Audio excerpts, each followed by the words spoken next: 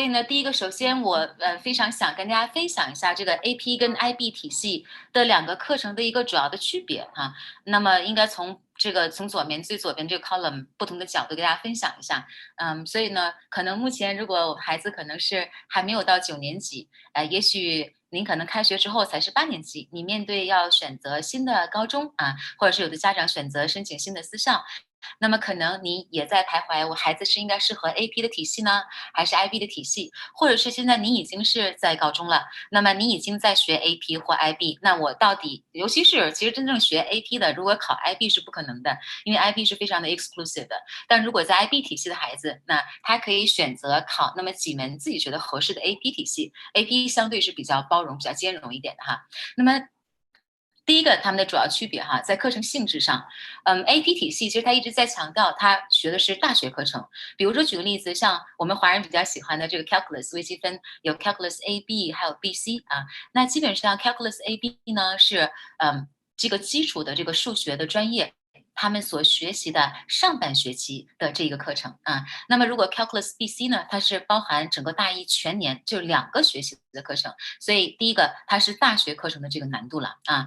但是跟它相反，如果用比较来讲呢，IB 体系在课程性质上，它其实属于高中课程，但它的高中课程是对申请大学以及在大学读书、完成各个专业课、完成实验等等，是具有非常非常大的指导性作用的。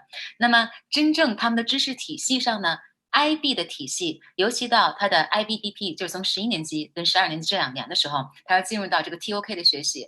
TOK 是什么呢？它其实是一个能给高中生打最坚实的学术基础，它是一个融合了哲学、逻辑跟这个语言。那我写成是英语啊，IB 的体系重点是它并不一样，让你去研究，比如说做一个 MCQ 选择题啊，你告诉我这个答案是什么样的，或者通过你之前自己学到一些知识，那您认为这个题应该是怎么去解答，怎么去分析？不是的，TOK 研究的是什么是知识，您是如何获得知识，如何使用知识的相关的一系列的过程，这个是 TOK。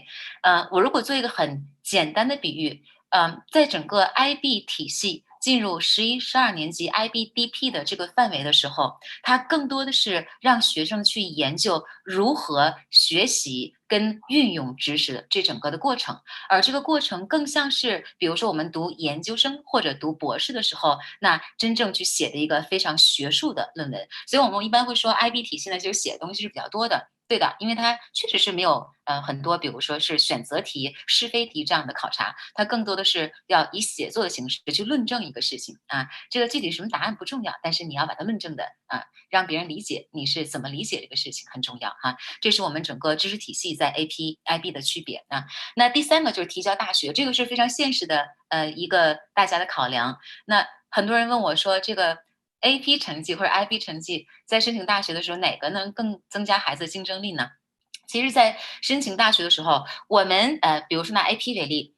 AP 的考试这个主办方呢是 College Board 啊，其实 College Board 是 ETS 旗下的。那 ETS 包括它有托福、有 ACT，包括有 SAT 等等，它都是一起的哈。那么所有的 AP 的考生，您需要到 College Board 的官网去注册一个你的 ID，那这个 ID 上面有专门一个 My AP，如果你报名 AP 考试，就会有个 My AP，OK？那你的所有的科目，不管比如说你是从8年级开始考，一直考到12年级啊，每一年的所有的这个科目具体的成绩都会体现在 My AP 这个账户上。而到了12年级初，比如说不管你申的是 EB 还是 EA，你想投递给你的 AP 成绩到任何一个大学，这个时候您不是跟你们学校的 counselor 去商量，或者是请求学校给你出任何一个 transcript 成绩单，不需要，你只需登录 College Board 这个官网，登录您的 My AP 的账号，把你的成绩单 AP 成绩单一张纸上会涵盖所有科目跟分数，那 send 到你所想要分享的这个学校就可以了，这就是 AP 成绩投送提交给大学啊。那么 IB 呢，它是不一样的。IB 的话，其实是从你进入90年级的时候，那它是有这些比较不一样的课程可以去选，而只有到第11年级、12年这2年才会有进入 IBDP Diploma 的这个课程啊。那这个时候出现的课程里面有难度区别了，你要选 high level 的还是 standard level 的这是一个区别。那么整个在 IB 体系在12年级毕业的时候呢，会有一个统一的考试，这个考试每科目是有分数的那所以最后的话，在申请大学，也就是说，如果假设我们希望12年级初申请 ED、EA 的时候，那个时候您还没有严格意义上的 IBDP 的 transcript 是这样子的那么很多人又问了，含金量怎么区别呢？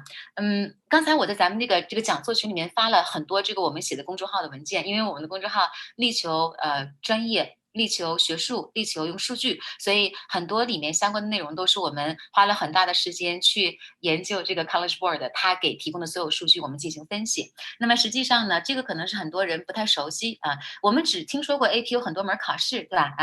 那我知道最高分是5分好像我们一般华人我们都希望考5分是最好的，可能考4分都觉得是不是不合适呢？考3分更不行呢？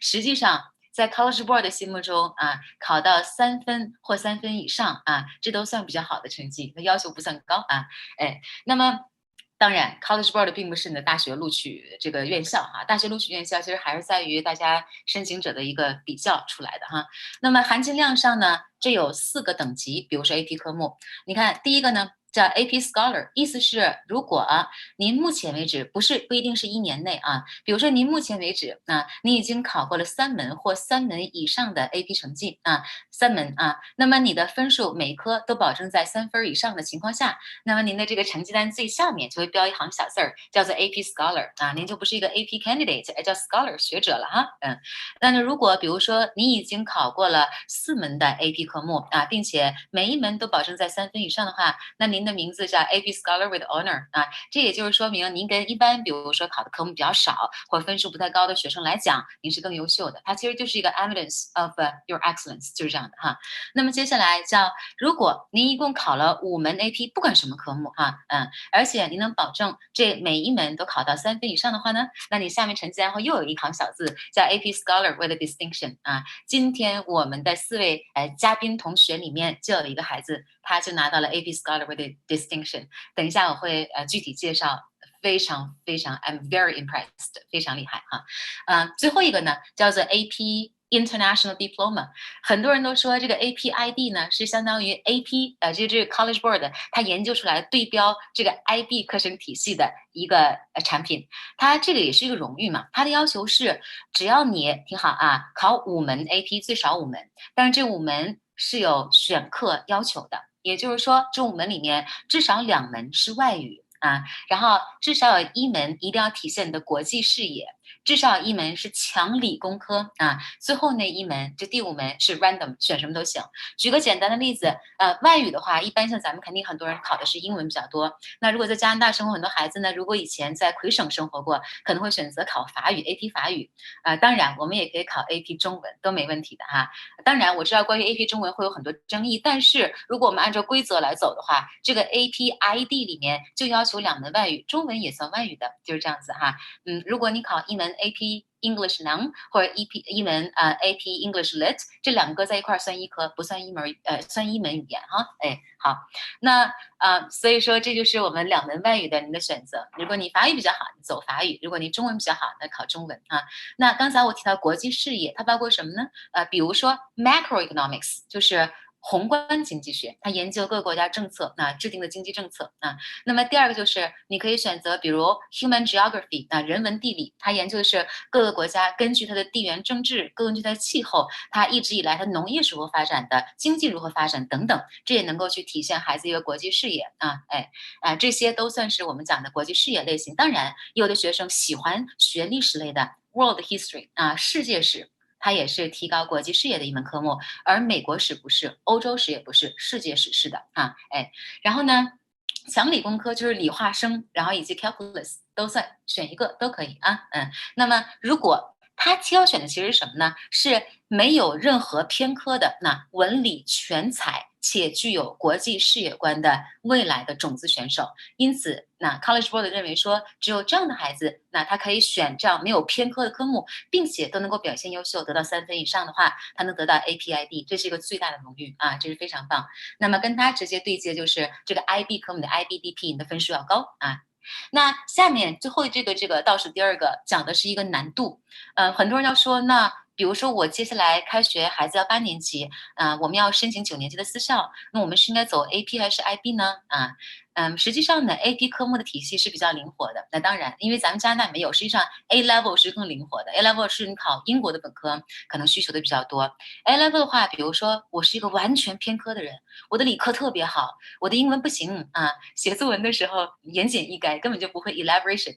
那即便这样，学 A level，你如果想升牛剑也是没有问题的但是如果想升北美体系的话，文理一定要均衡，要都好，不允许偏科，不管是 AP 还是 IB 的体系所以说 AP 相对来讲呢是比较灵活一些你不管选强理科的、强文科的，或者交叉综合学科都可以的，都有但是 IB 呢相对来讲说呢，它会有要求，比如说如果按照进大学1年级换学分这个要求来讲呢，在12年级还参加这 IBDP 结业考试的时候，只有你这个科目得到85级以上的时候，那它才可以被大部分学校所接受的，给你这一门科目去换这个相应的学分。当然，每个学校大学换学分政策不一样，比如像 Harvard，它是不允许换学分的，不管你考多少分都不行它只是要求，它只是允许你可以免修一些必修课，进而去选别的科目，可能你更喜欢利用这个你有限的时间选一些自己更感兴趣的科目，而不是学校要求的必修课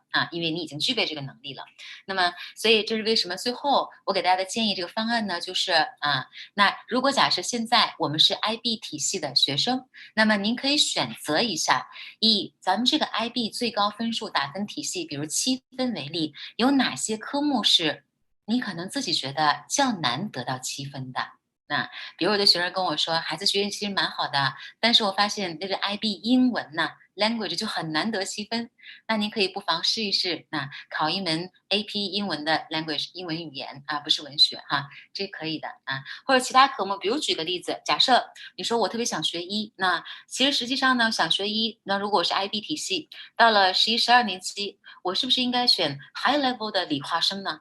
但我又听说，比如说如果我选 high level 的 biology 生物课，听说很难得7那怎么办？那你不妨可以考虑一下考一考 AP 的生物课因为其实 AP 你看 IB 那个它要求是85分以上，而 AP 的打分体系每科目是不一样的。比如说举个例子实际上心理学有人统计说呢，心理学你的这个 MCQ 就是选择题跟问答题加在一块儿，可能分数不到80，它其实就能得5分。每个科目 AP 的分数，它最后换算的方法也是不一样的我们会专门有那个网站，会教学生怎么去换算，好吧？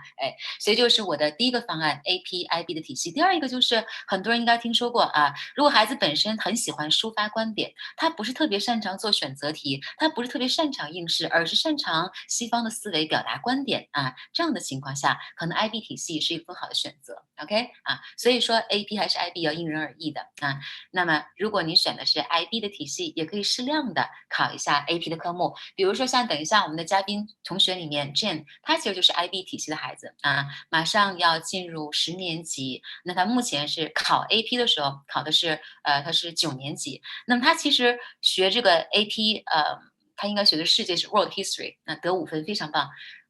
其实他其实并不是要求说一定要学，学校里面要求并没有他真的就是喜欢完全出于 passion， 非常热爱下面一个，这给大家做几个简单数据，我就不一一介绍就是几个数字嘛，我稍微解释一下。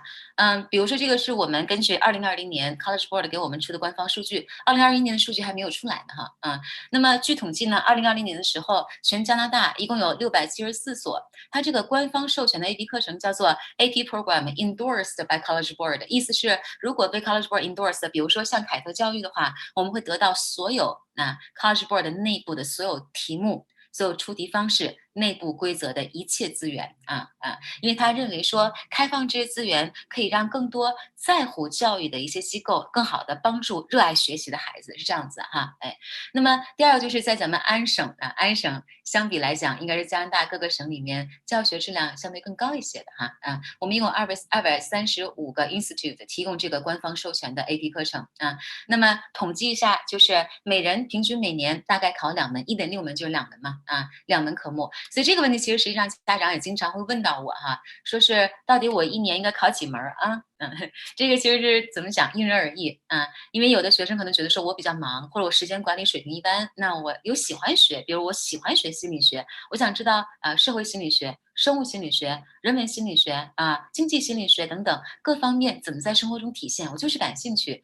但是我有可能自制力一小般这种情况下，你可以只选择一门，把这一门学好也不需要说选很多门，但每一门都没有什么把握。那这是我个人的建议当然有的学生其实的时间管理能力非常强，等一下 Michael 会具体介绍他的学习经验非常棒好，下面这个就是咱们在加拿大2020年 AP 考试族裔的统计。那我们看到最大的2块，第一个黄色 Asian 估计大部分应该是我们中国人占的比例比较大。第二就是 White Caucasian 这2个是考 AP 的比例更高的，可以见得应该是这2个族裔更加的重视教育，更加重视高质量的高等教育然后呢，接下来全加拿大2020年考试的亚裔学生。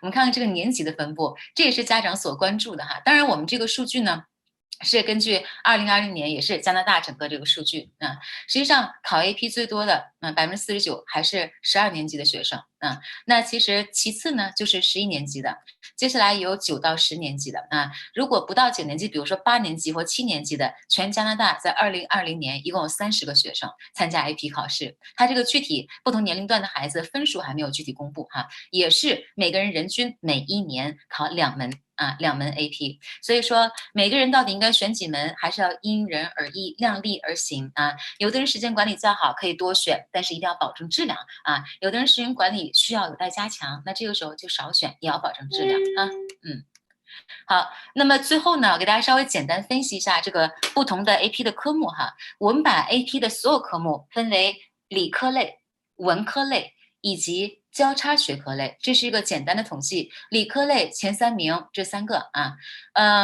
实际上呢，我特别想跟大家分享的是这张表格我们能看到，这是今天我给大家分享这个 AP Forum 的一个重点很多家长问我说，举个例子，说孩子呢现在开学10年级，他特别想学这个 biology， 那他以后可能想学医，不管是想考这个Johns Hopkins， 还是说想考这个多大的医学院，或者是麦马的医学院，那其实申请的时候如果有 AP 的这个理化生的这个成绩都是很加分的。但是呢，我想知道孩子能不能学呢？大家看一下强理科的 AP 科目，它都是有这个 prerequisite。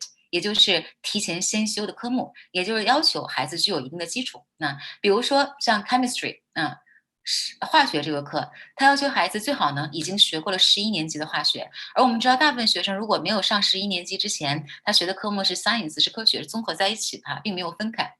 当然，我们有的家庭可能会孩子提前学，会有的或者是这是为什么我们在暑假6月份开始，就会一直到8月底会开这个基础班。基础班就是给学生们要补足一下这个11年级的，不管是理化生各个方面要求 prerequisite 这样的课程的一个基础，这样才能够在强化班的时候直接按照 College Board 的 curriculum 来走下去，直接备考了或者是呢，如果孩子在外面他可能数学的这成绩比较好，他可能修过 Algebra 2。那么这种情况下是可以的所以根据我们目前的经验，我们的学生里面最小的学这个 chemistry 是开学10年级的孩子，开学10年级那么他这个 chemistry 在所有的学生里面想拿5分，最大的难点是要具有分析及处理实验数据的功能这个分析及处理实验数据，也就是所有 chemistry 知识的应用，是他拿5分的一个难点其实另一个跟它比较相似的 physics 也是一样的，因为我知道像咱们的学生里面有孩子是8年级或9年级就已经在准备及参加物理竞赛，所以这样的学生实际上他不管是9年级开始考或者8年级考这个 AP， 他都是能够拿得下的，这是没有问题的但如果假设说我只是跟学校里面正常的去学 science， 我并没有觉得自己在这个方面有强烈的兴趣，或者是特别想把自己 push 得很强的情况下，那么强理科的科目是不建议特别小的年龄考的那么包括这个 biology， 很多人要问说一般我学医科可能一定想考的一定是理化生这几科门吧。哎，实际上呢，相比较化学来说 ，biology 的难点是更高的啊。这是我跟咱们的 AP 老师交流之后，老师明确告诉我，他说这个真正考 biology 的时候，除了同样要求学生具有分析及处理实验数据的能力之外啊，他第一个，它的术语词汇量比较大啊。第二个，阅读量很大。第三个，在最后一个问答题部分，需要孩子具有一定的读跟写的水平，他要分析整个生态啊相关的东西，他要写的内容是要比 chemistry 多一点的啊。所以 biology 实际上这是为什么？我记得今年看College Board 的统计得5分的这个生物这门课，应该是在7%点几吧啊，8%那个样子，是非常低的啊。每一年它都是最低的。Calculus A B B C 这个也是，有的学生，比如说我想考强理工科，那么 Calculus 一定是要学的了，那也是，如果可能我们之前就参加过一些数学相关的竞赛啊，数学已经超前学，底子是比较好的，那么这种情况下，尤其是你有了 Advanced Function 这个基础，那么你可以开始从强化班开始备考 Calculus。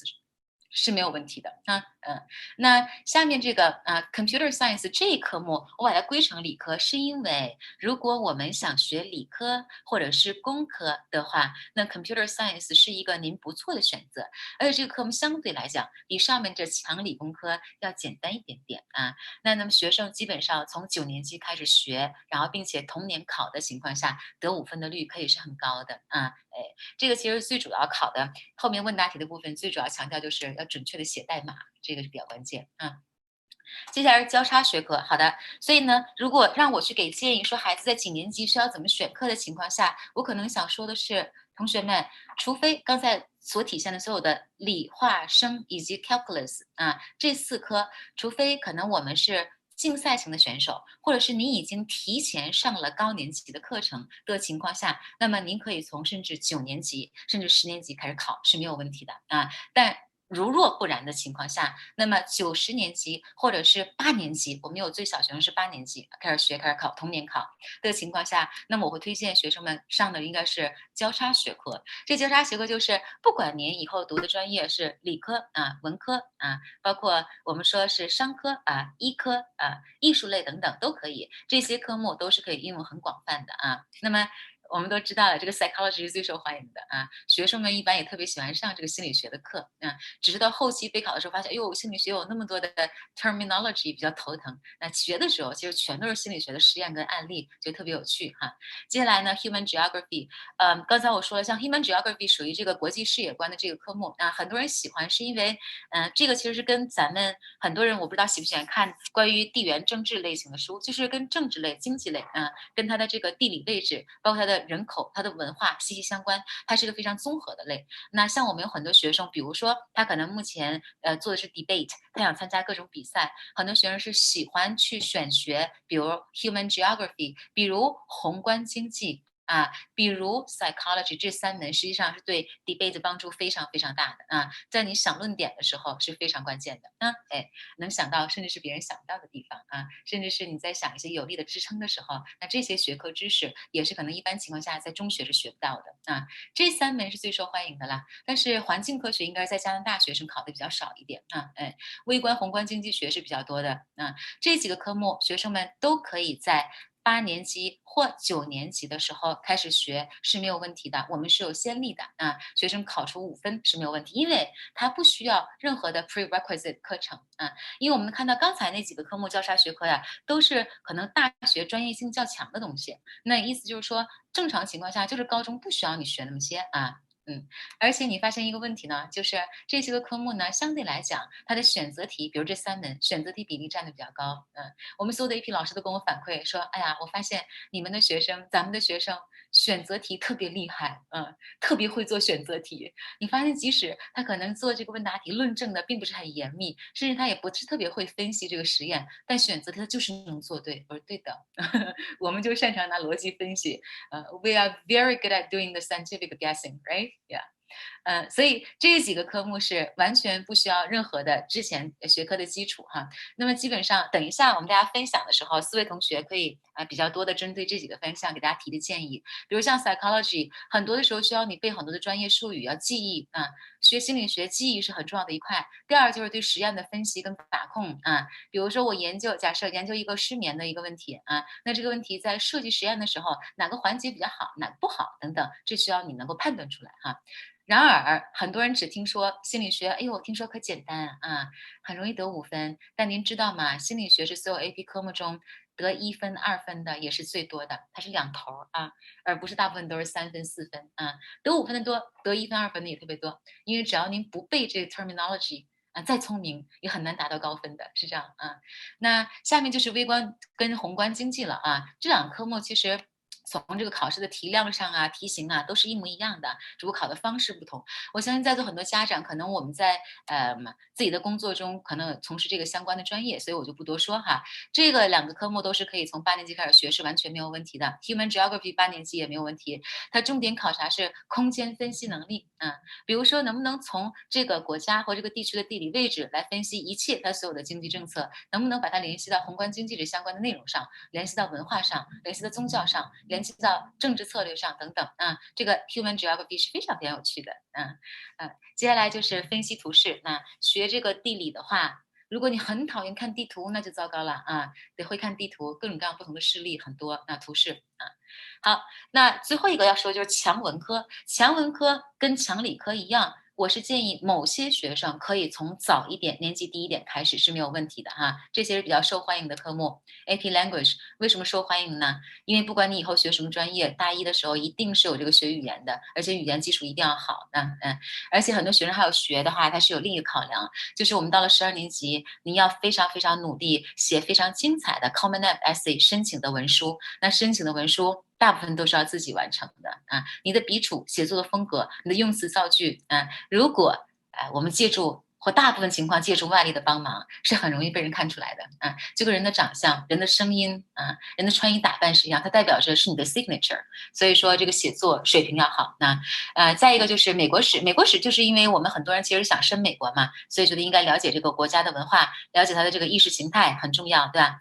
然后呢？literature 实际上 literature 在美国的学生选的是很多的啊，但是在加拿大，我发现学生实际上呢对 literature 好像不是那么感冒，觉得可能是很难啊。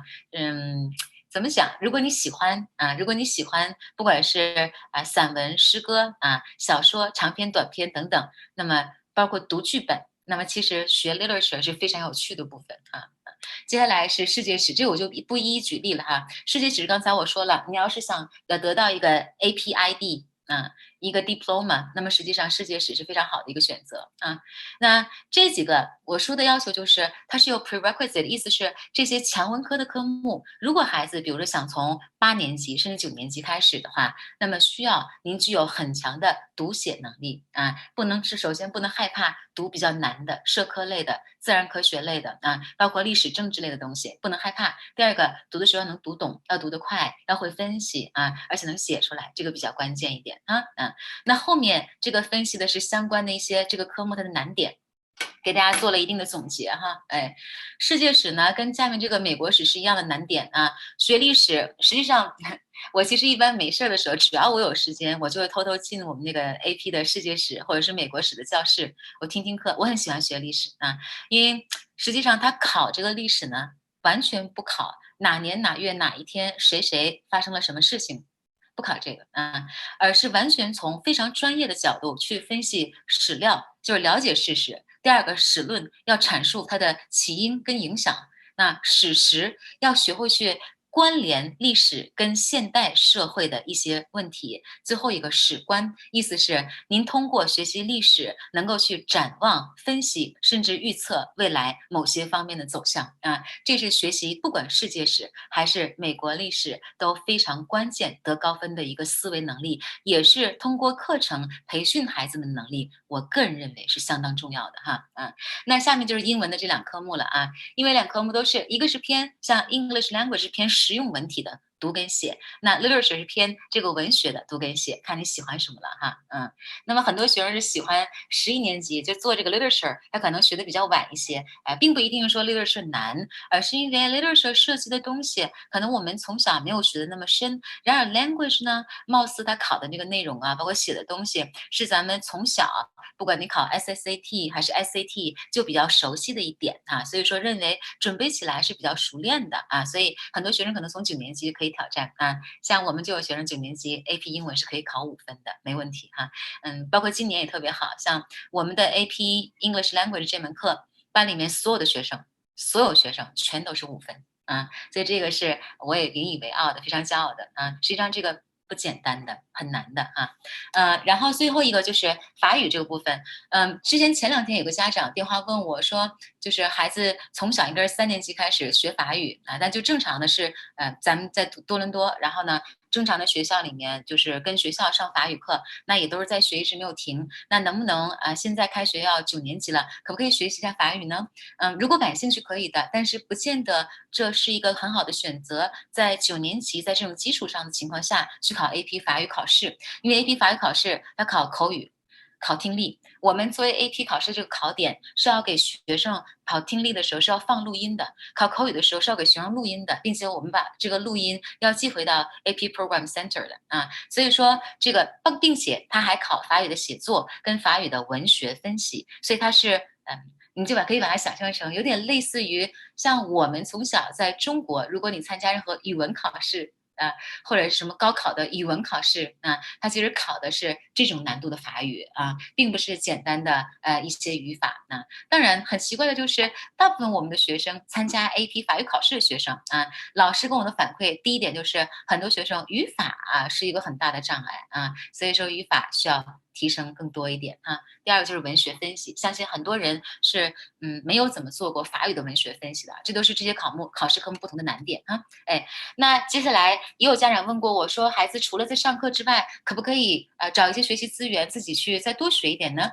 我们看到前3本书是市面上说的最多的，你包括到各种论坛贴吧等等大家推荐可能一个是 Barron， 一个是 Five Steps of AP， 不同的 subject 都有哈，或者是 Princeton Review 他们的这个优缺点我都一一列出来了，我就不挨个解释最后一个 AP Classroom 这是我们 Kate Language 给学生上课的时候使用的College Board 的内部资源它只开放给我们有资质去授课 AP 课程的机构那么比如说举个例子，如果假设你到11年级，你是 UTS 的学生，你在跟学校学你的，比如说微观经济，那么学校里面它也是有这个 AP Classroom Access， 但是唯一的问题就是。可能如果你想小一点的时候考这个 AP 科目以至于就不会至于到11年级的时候，最多你可能只能 take 7门8门，就算最多了。但是可能你的目标是想考9门10门，那就要小一点的时候在学校之外再做在这种情况下，我又能找到一个好的机构，又能有好的课程，而且我能提前能考，而且我还有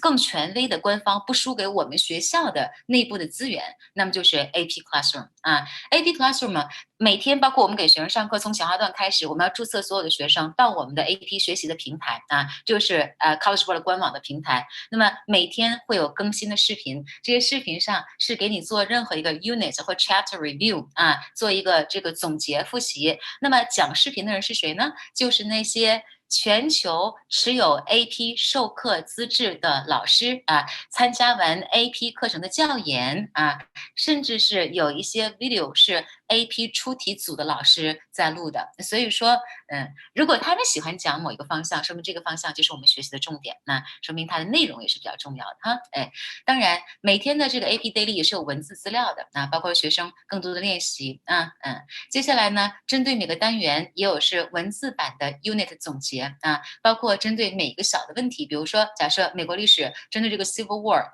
他讲一下这个 Civil War 真正的起源，真正的原因是什么，那可能有个单元就具体讲解了包括我们也有内部的 question bank， 很多学生家长会告诉我说，他在跟学校学 AP 课程的时候，那学校呢安排要么比如说从9月份上到12月份，这样导致1月份到5月份考试之前是有 gap 的，孩子如果学习不得法，可能就荒废了，就没有法保证达到5分。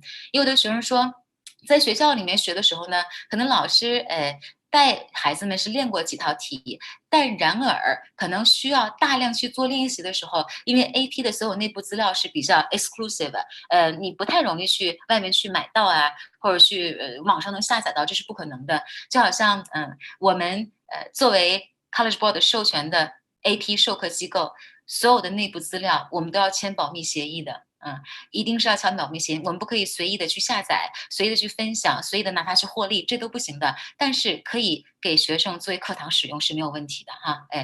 所以说，如果你想更多的练习，每个单元、每个知识点啊，有大量的 question bank，而这题谁出的呢？也是 AP 出题教研组的老师们各个科目在一起出的哈。包括学生进入到我们这个 AP Classroom 的课程平台，我们有线上追踪学生学习进度。比如老师今天 assign 了50道比如说选择题，那么所有的班里面注册的学生，哪些学生做完了，如果做对多少个，那错的是，比如说10个孩子，错的都是那么几个，那老师课上的时候就可以重点 take up 了。或者是在班里面10个孩子，哪些人没有做，老师一看这个后台，我们就能知道。就有点偷懒了，那我们就要及时联系家长啊。所以说，它整个 AP College 给我们 College Board 给我们提供了大量的资源，就是目的让孩子们能把这个事情能做好哈。好了，那接下来基本上我这边想跟家长们、同学们分享的就这些哈。总之呢，如果说想怎么选课的情况下，第一点原则就是量力而行，我们宁可做得好，而不求做得多啊。但是呢，目前来讲，每个学生每一年大概 AP 考试的科目是2门。那么第二点就是在 AP 选课的时候要看自己的个人情况。如果假设说我只是一个规规矩矩在学校里面正常上课，我没有报那么多提前让自己很有挑战的课程的话，那么这种情况下，你可以首选交叉学科，或者是年级比较低，8年级9年级交叉学科是没有问题的哈。第二个就是如果您对自己的英文能力比较自信你能读会写比较擅长的情况下，可以选择低年级的时候也可以选偏文科类如果说你从小参加理科的一些比赛型选手，那么理化生这里面其实 calculus 跟 physics 比赛是相对比较多的，因为我身边很少听说过有进行biology 跟 chemistry 比赛的哈。那么如果你参加 physics 跟 calculus 或数学类型的比赛，那么您也可以低年级一点的时候进行这个 AP 科目的学习跟考试。除此之外强理跟强文的，除非对自己这方面特别有信心，要不然情况下建议10年级的时候开始考试是没有问题的。OK， 好了，那接下来呢，首先我们有请 Michael。我简单介绍一下 Michael actually is going to be in grade 10. And then by the time he took the AP test with us, he started class from November last year, and then he got the score this year, 2021, and that time he was only in grade 9, right? And he's got AP English language score 5. That's very impressive. And then I can still remember like during the classes, and sometimes I try to communicate with the students' parents, and then Michael sometimes requests for more practice questions from teacher George, and then as long as I pass the message, and then the feedback I received from George, Michael has been doing great, and then we've seen great improvement from it. All right, so Michael, now you can turn on your camera and the speaker, and now I'll pass it to you. All right. 老师好，我是应该拿中文说还是英文说？随便，我觉得都可以。那我还是拿英文说吧。OK， 好，You want to share your screen, right? Yeah. Hold on. Let me stop sharing. Yeah. Now you can start sharing. My screen is frozen. Double click to enter full screen. Oh, sorry. My screen is frozen, and I'm not. Hold on. Let me see.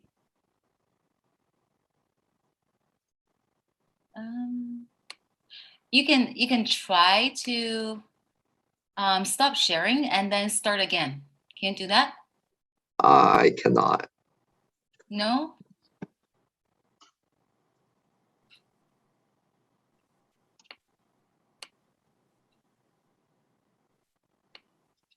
maybe you try to press on mute or press on stop video and then come back again. Just try to repeat this procedure to see if that helps.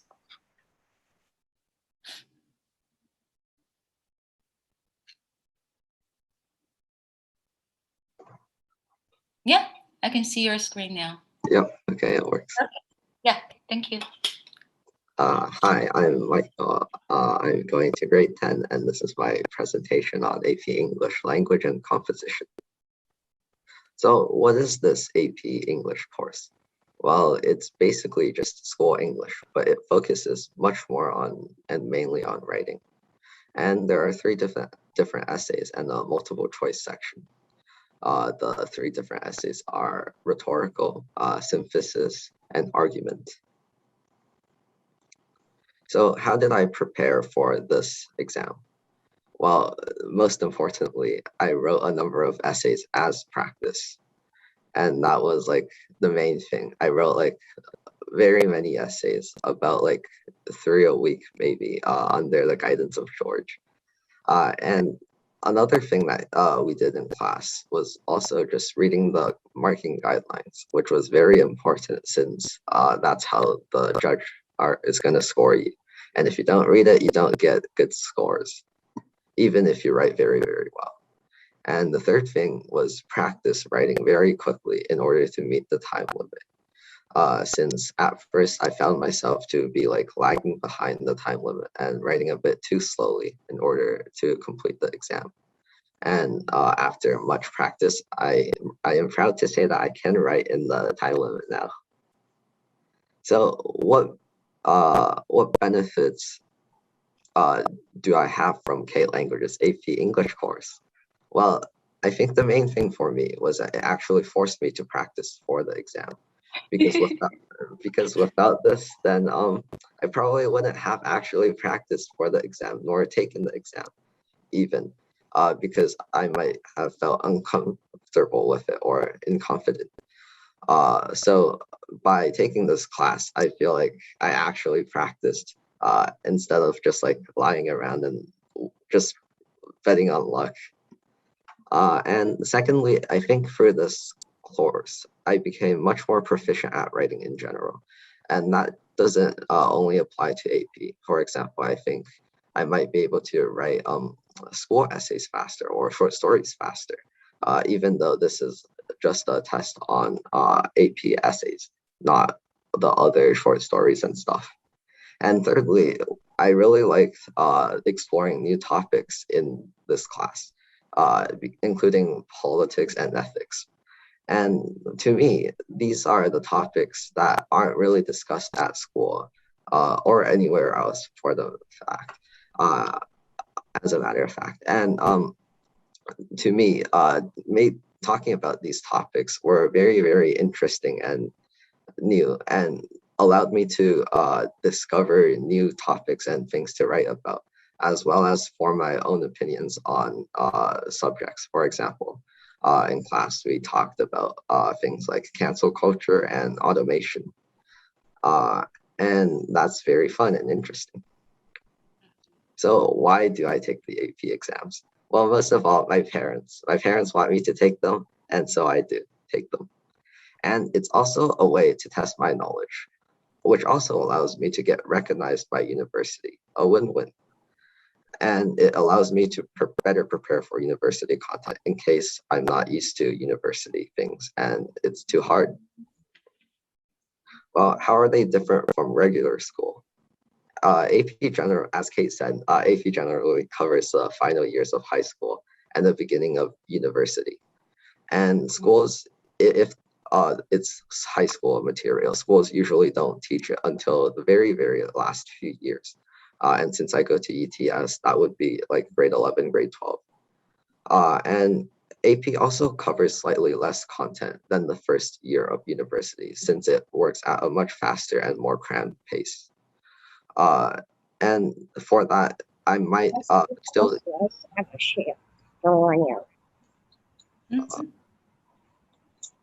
Never mind.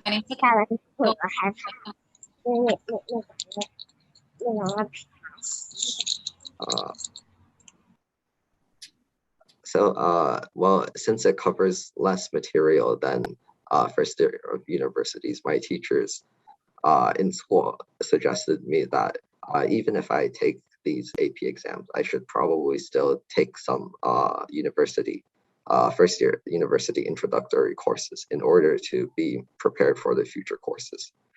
And for me, AP English is not especially harder or different from school English, other than its focus on writing and maybe more sophisticated elements on writing.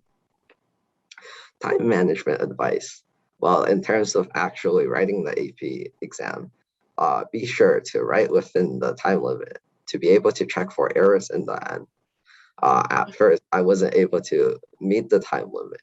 And since the time limit is so important for a good essay, especially in the AP exam, then writing within the time limit is very important if you want to get a good score. And in terms of practicing for the AP, I would suggest practicing regularly, but only to the extent you consider necessary. If you think it's not worth the work, don't do it. And I myself tend to procrastinate and dislike too much hard work. And that's why I think it's important to learn smart, but not learn for long periods of time. So how many AP exams should I take? As Kate said, take any amount of AP exams that interests you. For me this year, it was a lot because I just wanted to try out different exams and see what happens.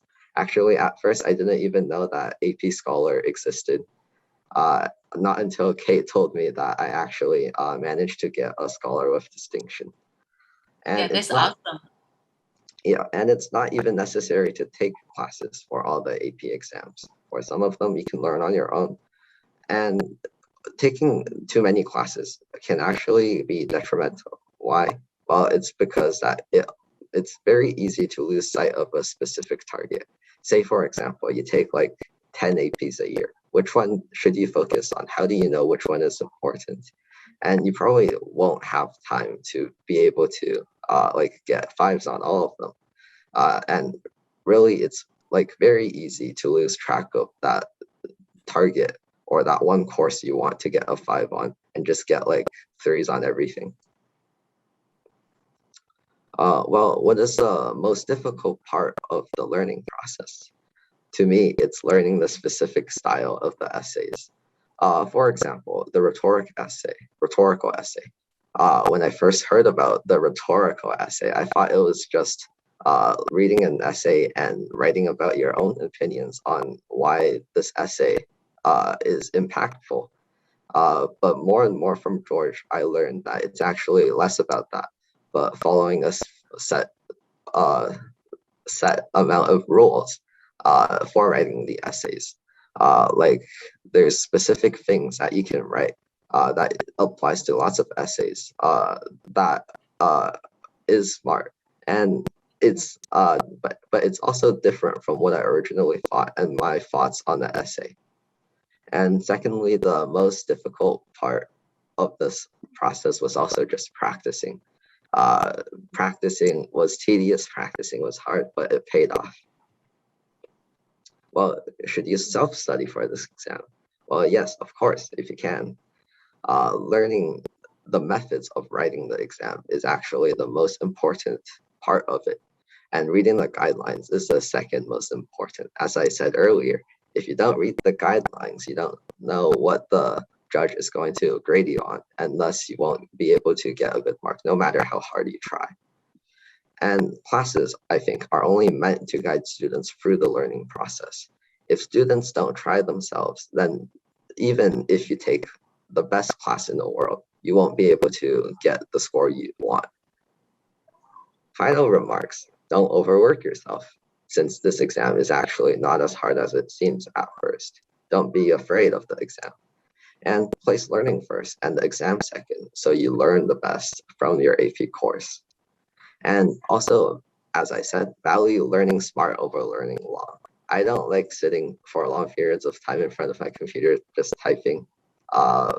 So I try to learn techniques, for example, and methods, for example, instead of learning just plain writing. And also, I find that having others read your writing is another thing that can really improve your writing, since having others read your writing, they can catch many errors that you can't. And things that you think are right on when read by them are actually wrong. And finally, the multiple choice section of the exam is easy and doesn't need much preparation. I don't know if that's just for me, but Kate says that most students feel the same, so I guess it's true for the same. And most of all, have fun. The end. Thank you so much, Michael. Thank you. Actually, Michael is being very humble.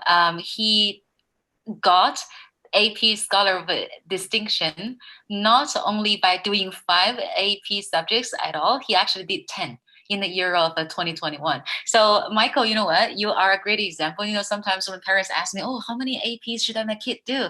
I was like, everybody's so different, you know. I've got a student from UTS, he got 10 like AP exams. All right, think about how he managed the time. Do you think he studies all the time? I don't think so, right? And then, well, for some kids, they probably only do 1 or 2, but they can just all get 5, and that would be awesome too, right? So it really depends. All right. Thank you so much. Thank you for being here, Michael. Thank you. Thank you too. Bye. Okay. All right. And then, so next up, we're gonna invite Kelvin. Hold on.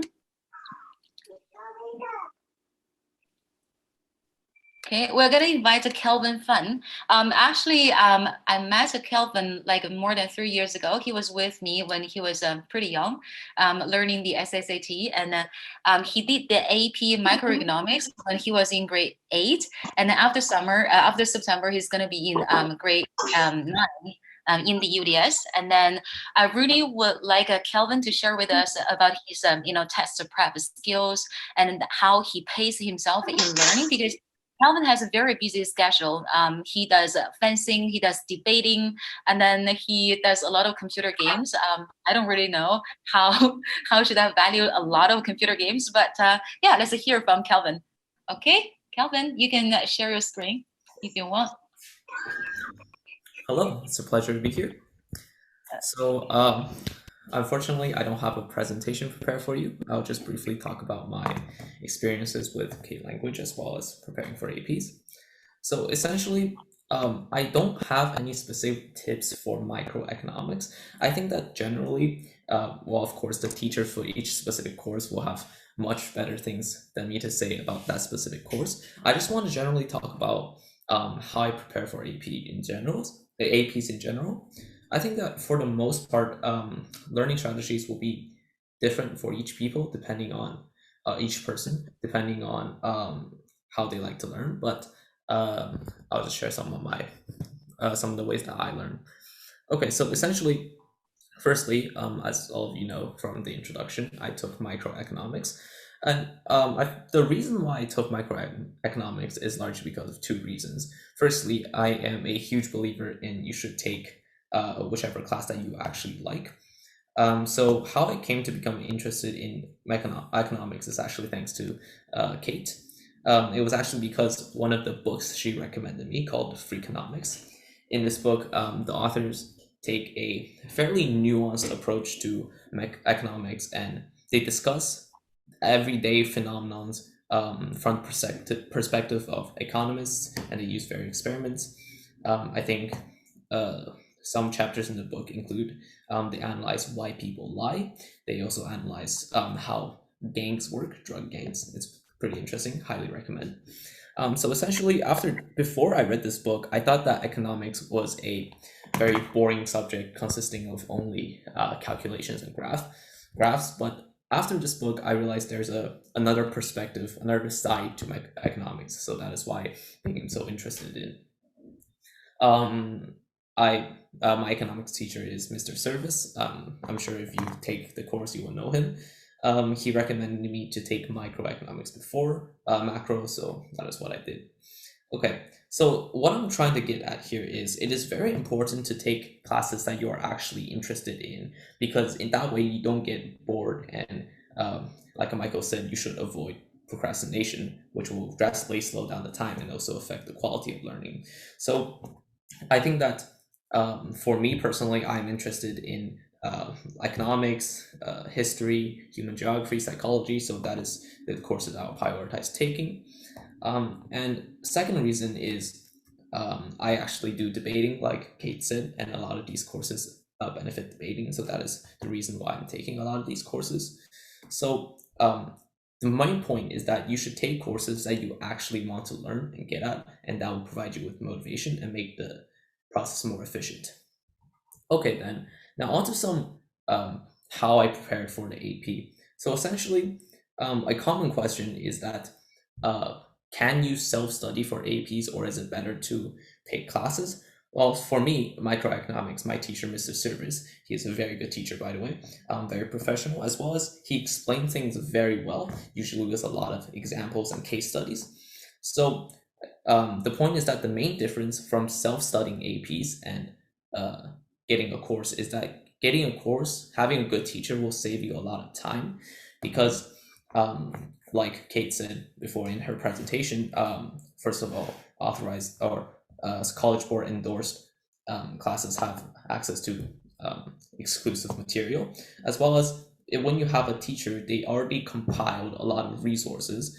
For example, practice tests, and also they explain like common test, like common material that will be guaranteed on the test, as well as they can provide personalized and basically provide you with exclusive guidance based on your own difficulties and help you get over problems more efficiently. Essentially, like Kate said, I have a lot of things to do, like debate, fencing, and yes, I do like gaming a lot. So so essentially, timing is saving time is a big priority for me. That is why I always recommend getting a teacher, because it saves you a lot of time. So you don't have to read textbooks yourself, analyze it yourself, etc., etc. And as for how many APs, as for comparing AP classes outside versus high school, AP courses are not offered to me yet in my school, so I wouldn't know. And lastly, on how many APs you should take a year, I think, again, like Kate said, that varies from person to person. For me, my schedule for each year largely looks like I took 1 this year in grade 8, 2 next year, grade 9, 3 to 4 each year in grade 10 and 11. And I highly recommend leaving grade 12 open, so you have more time to do other things, for example, write college applications, essays, etc. And yeah, that's basically my schedule for APs. Yeah, that's basically all I got. Thank you. Thank you so much, Kelvin. Thank you for being here. Actually, Kelvin is the youngest student who manages to get 5 in AP microeconomics. He was just in grade 8, and then he's going to be in grade 9 after September. I myself, I have taught Kelvin SSAT like years ago, and he is a very inspiring student. I really hope that I would get the opportunity to teach you maybe in the near future, Kelvin. Okay, all right. Okay, so next up is Jen. All right, Jen, are you here? Oh yeah, I see you here. Hold on. Let me make you a co-host. All right. Hey Jen, you get new haircut.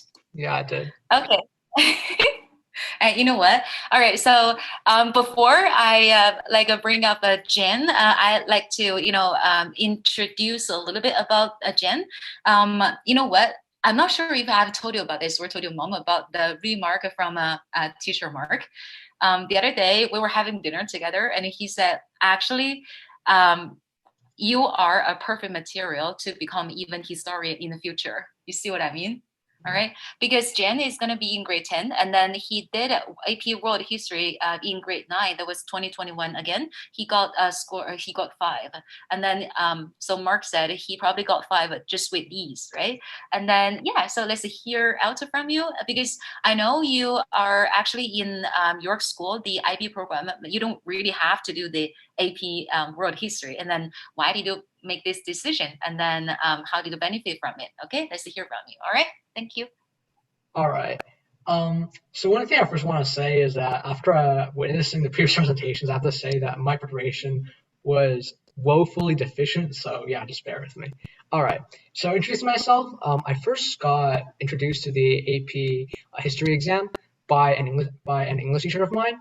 I'd known him for a long time, and he told me he was like, hey, look, I know this exam out there, and I know you love history, so it seemed like a great opportunity for you to both have fun, but also at the same time earn recognition, as well as to earn yourself a credit and get good scores. And I thought this was a great idea because I like history. I've been just like casually keeping it as a hobby for many years, so this was like a great moment for me to kind of flex my muscle, if you will. And simply speaking, that's like the main reason why I took the course. I simply liked history. That's it. Simply, I'm not like one of these model students who like to plan for my future and envision going to dream school. Rather, I have to confess that I'm a terrible procrastinator, and I do all of these typically bad things that teenagers do. But at least I still like doing the things I love, which was like the main reason why I took the course.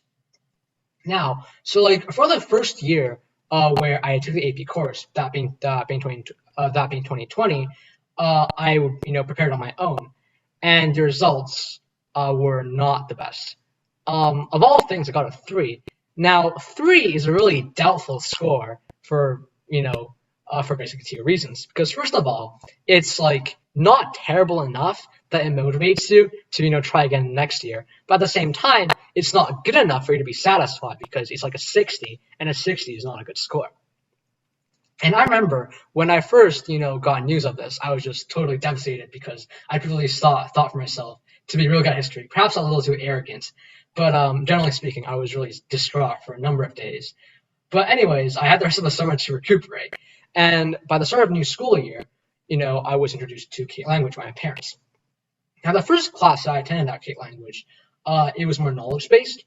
And in that class, well, I had lots of fun. I had great discussions with the teacher and my peers. But generally speaking, the material was stuff I had already known previously. However, around March of this year, there was a new course on Kate language, and this one was just pure crash. It was tailored towards specifically test taking and honing in on those skills. Now, the benefits of this course are many. Generally speaking, I would just mention like 2 main things. First of all, I got lots of practice. Generally speaking, practice is always better than no practice, so that's pretty obvious. Throughout like the 10 weeks of the course, we did like 10 practice tests, so on average it was like about 1 test per week, so it was really fast paced.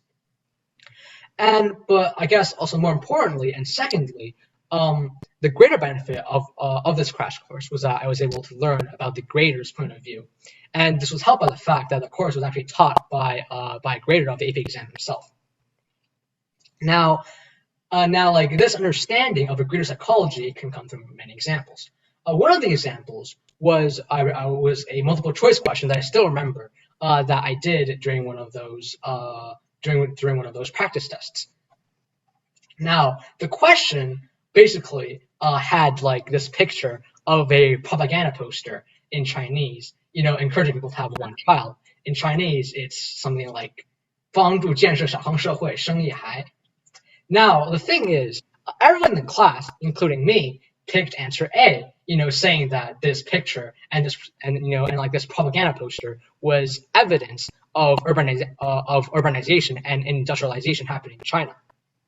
This, well, at least I thought it made sense because after a nation industrializes, generally the quality of life improves, the lifespan is increased, and therefore, they would want to try to limit the population in order to prevent a Malthusian crisis. However, the actual correct answer was E, and answer E was just saying that China had an oppressive authoritarian regime.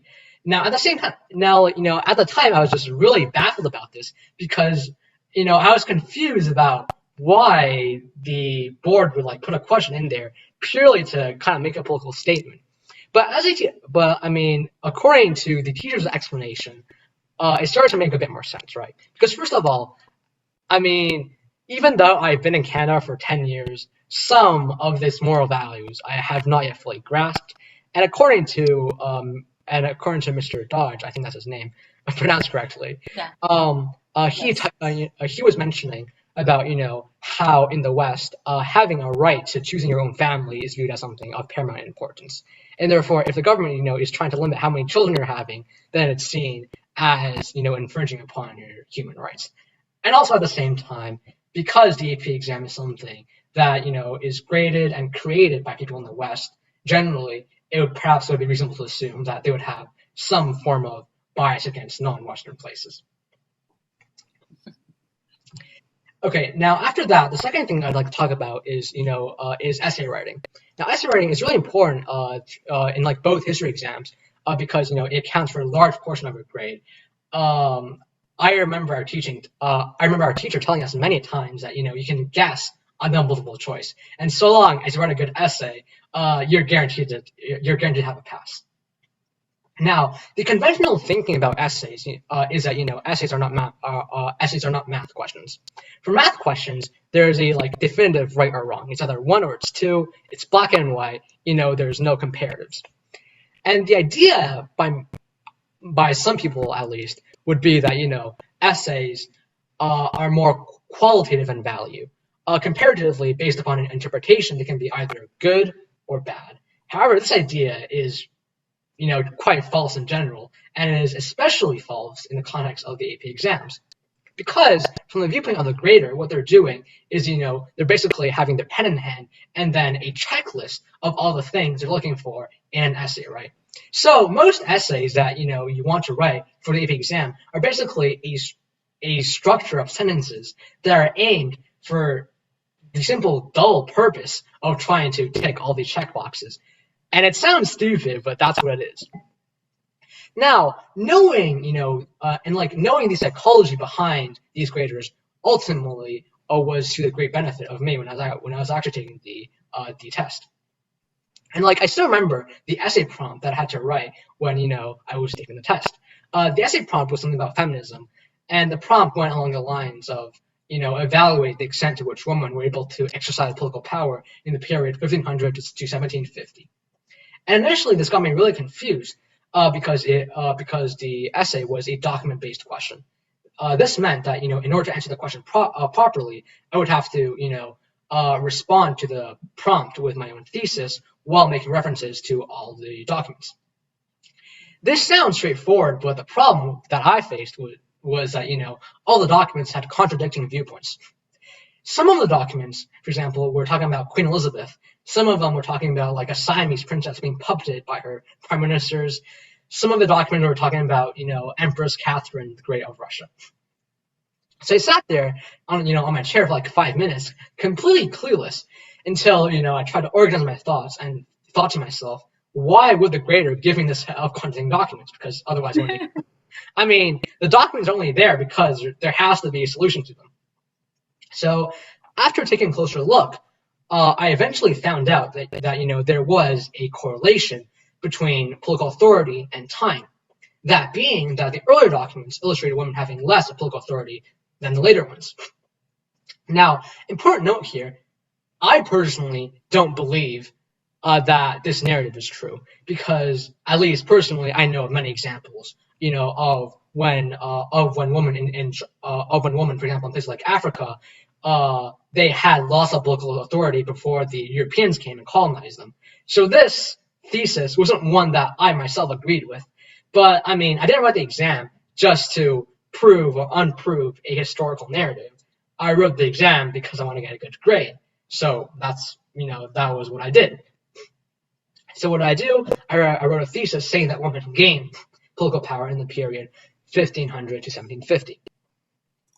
And I don't know if that was exactly what the graders were looking for, but to say the least, I thought of it as being unique, and that in itself was able to score me a great margin above perhaps the essays of other contestants. And for all I care, I got a good mark on the test. Yeah, so I guess through this, perhaps through my own story, I have, taking prep courses at Kate Language has indeed greatly benefited me from, getting a 3, prepping on my own to ultimately getting a 5. So yeah, I'm really grateful, and to say the least, I'm now able to feel more confident about myself and feel less depressed. Thank you. Thank you so much, Ian. Really. Well, I'm not sure if I should tell you this or not. Like the other day, actually, Mr. Dodge, the AP grader, the one who taught you world history, also told me, he's like, hey, Kate, you know what? I'm not saying I'm a bad teacher or anything, but guess what? For answering the AP questions, I believe Jen can actually do better than I do. Well, I am a PhD in history. I can definitely know a lot in-depth historical knowledges and everything, but for doing the exams, Jen can actually do better. This is what he told me. Can you believe that? All right.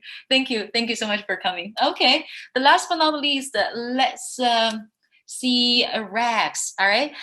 So I was very impressed with the Rex request the other day. Yeah. So because, last year, I still remember Rex firstly was in my SSAT class, preparing to apply for the grade 9 private school. And then we actually were done with all the SSAT class probably in October after he finished his test, right? And then right after he finished, he actually told me he wanted to do the economics. And then what makes me even more surprised, like he said he wanted to do both the microeconomics and macroeconomics. And then I was so impressed by the passion that he wanted to do, like to take further challenges instead of, sitting at home and worrying about, should I just get admitted by the private school or something? Can I get in? No, he was, deciding to keep learning. So that was really awesome. And then, so let's hear from your story, Rex. Okay. I think that you can share the screen or if you want to. All right.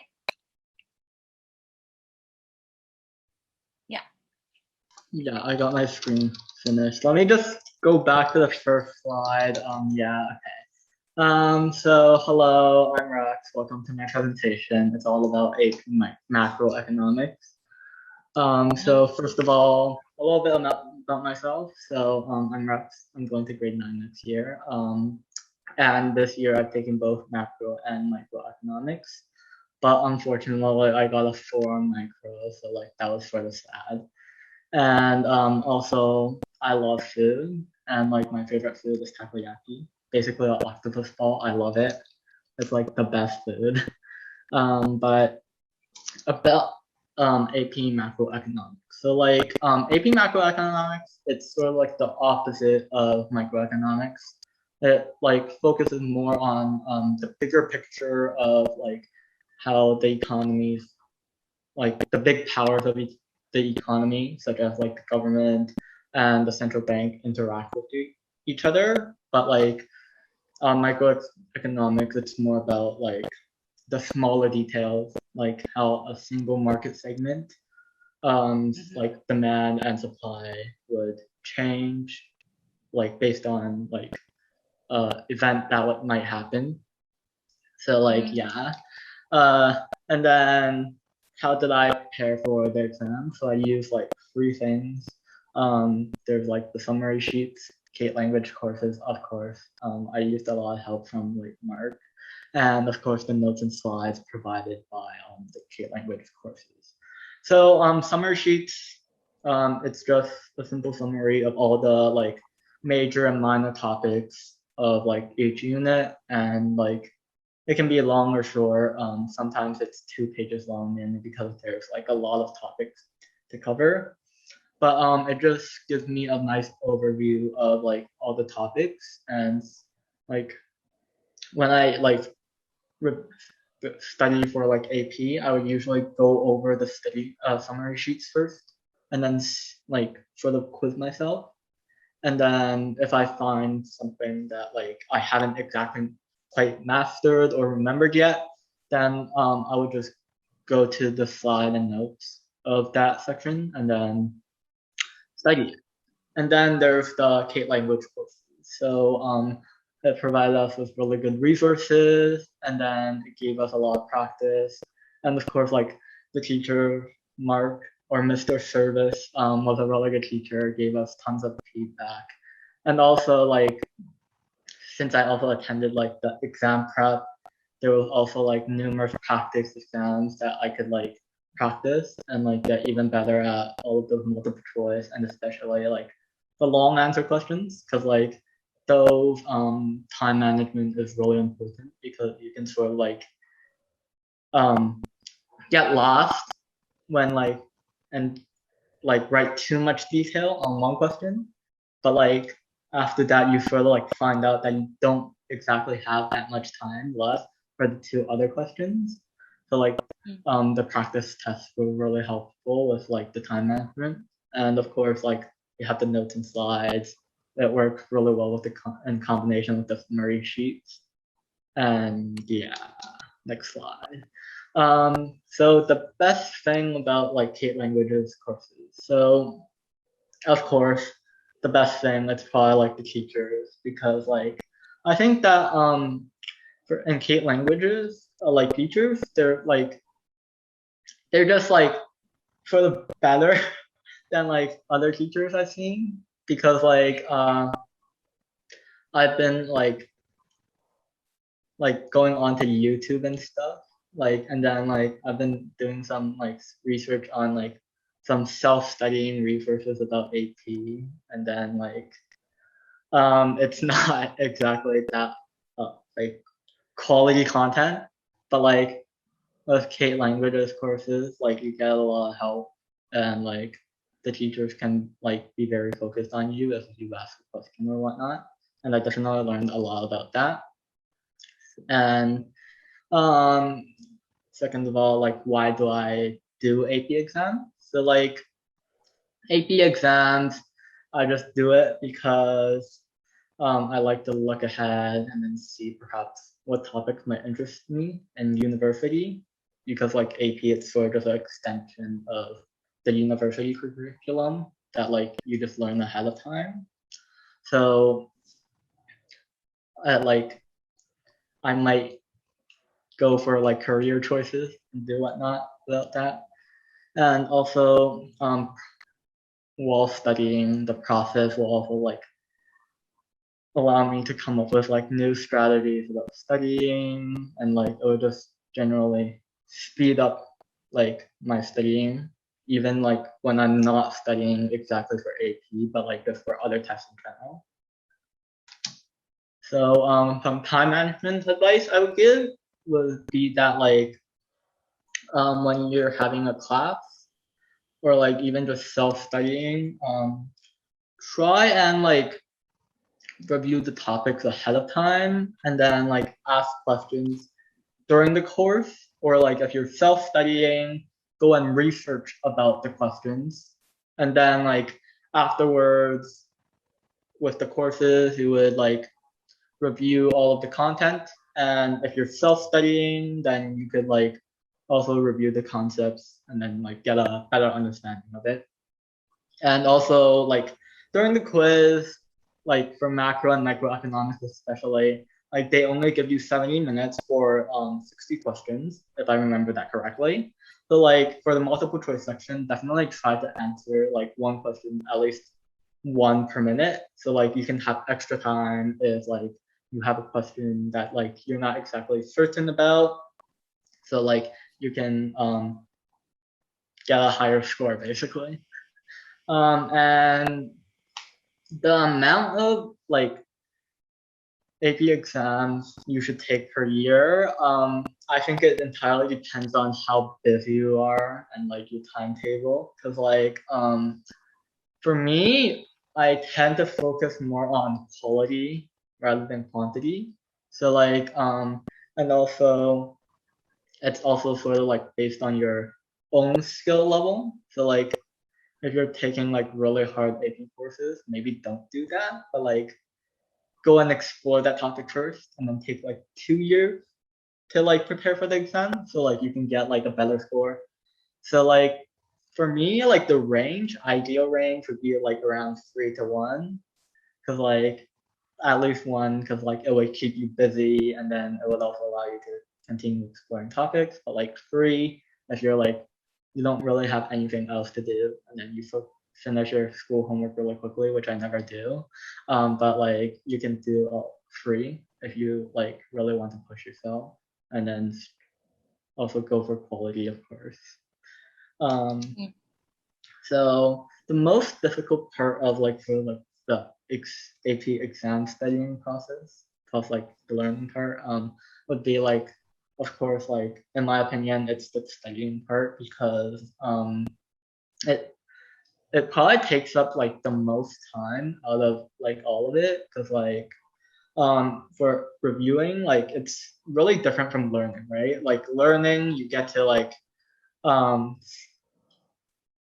study a whole new topic, and then it would be more interesting when you're learning. But like when you're studying for a specific exam, and like you have to study for like doing multiple choice questions, long answer questions, all of those stuff, it just sort of like gets boring, and like your brain will be sort of tired out after like some practice tests. So like definitely that is the most difficult part. And of course, finally, self-studying AP, what I recommend it. Of course, it depends on like your learning style.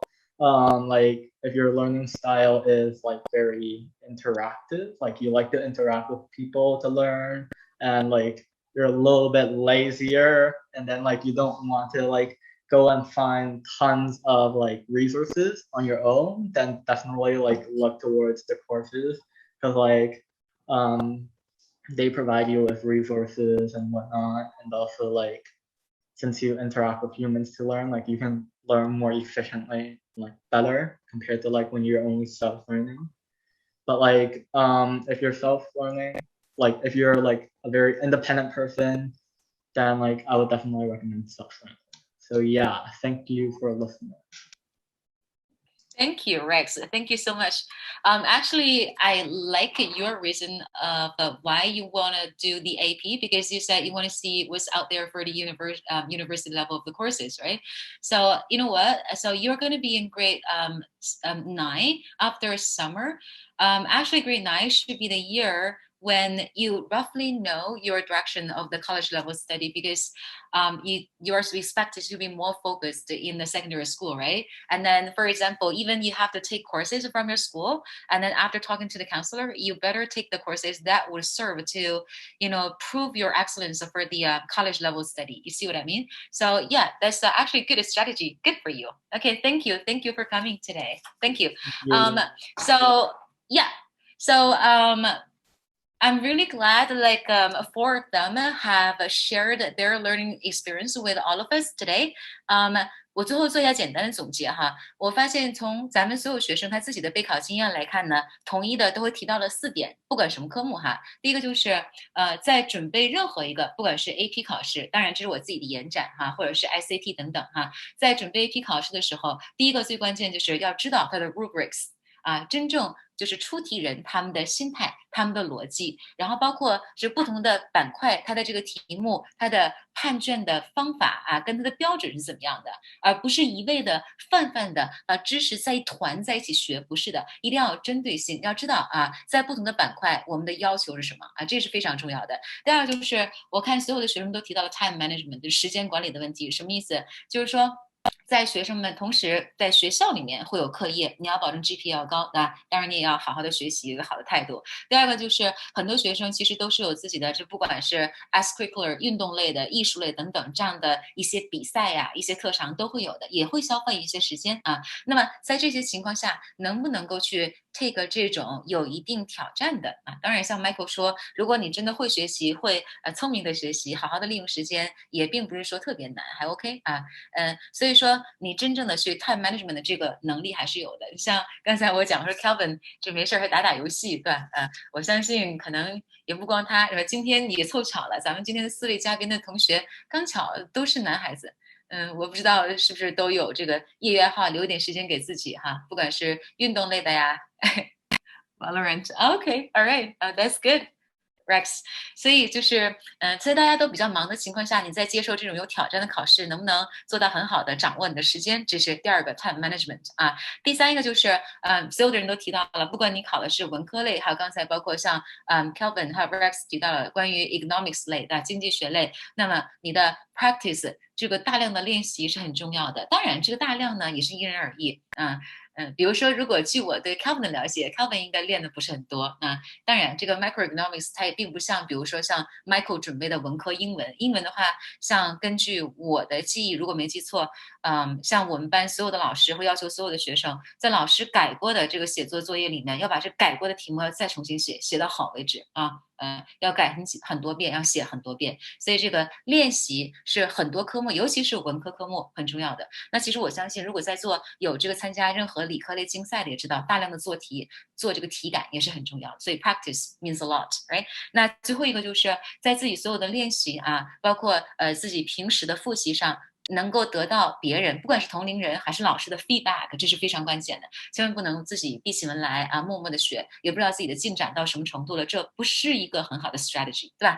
好了，那么如上4条，一个是清楚它的出题逻辑啊，评分规则；第二就是学好时间管理；第三个就是大量练习；第四个就是适时的经常的求得别人的反馈，这个是非常关键，进而调整自己的学习方法跟效率，好吧？